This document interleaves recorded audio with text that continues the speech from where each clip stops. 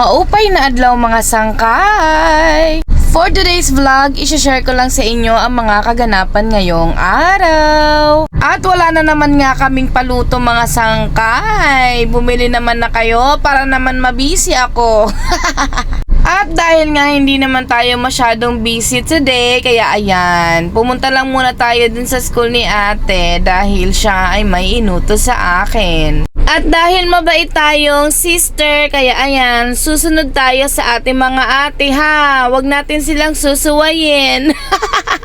Ang ate ko nga ay nasa US mga sangkay, pero nagagawa niya pa rin akong pasunurin. Buti na lang talaga mga sangkay, nagpapautang siya ng puhunan. Joke lang ati. Now we're going to Robinson kasi may DHL daw dito.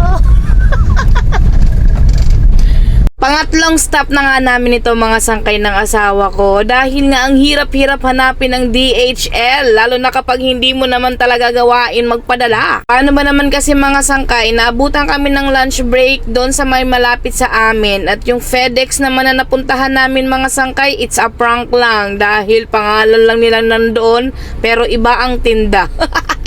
Kaya napakanta na lang talaga ako mga sangkay. Grabing traffic pa nitong araw na to. Baka naman ate ko. Keme, pero binigyan niya naman ako ng panggasolina. Buti na lang, hindi ako masyadong stress. Nagutom lang naman ako ng konti. Nailangan niya nga ang documents niya galing sa kanyang dating school. Kaya ayan, pinadala na natin mga sangkay at nang para makalipat na daw siya dahil mas malaki-laki daw ang sahod sa California. At buti na lang habang kami ay busy ng aking asawa, may nag-order sa amin ng paluto. Thank you so much. Diretso na kaming Primark at dito na din kami nag-lunch. As you can see, nakita nyo kami kung paano kami tumawa na parang wala nang bukas dahil may nasira na naman kaming buhay sa aming pagchichikahan.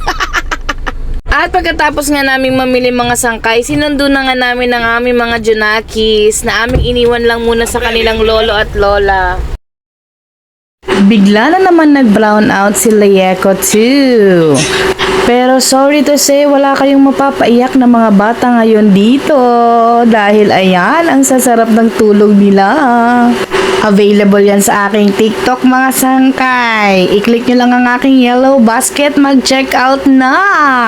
Kahit brown out mga sangkay, naka-electric pan pa rin kami at meron pa rin kaming wifi. Syempre pwede ding isaksak ang aircon mga sangkay, pero para ma-achieve natin ang maraming nakasaksak, kaya ayan, electric fan na lang muna.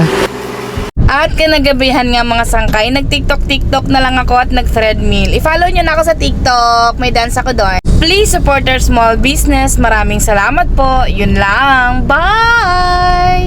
At huwag kalimutang i-follow ako sa Facebook page.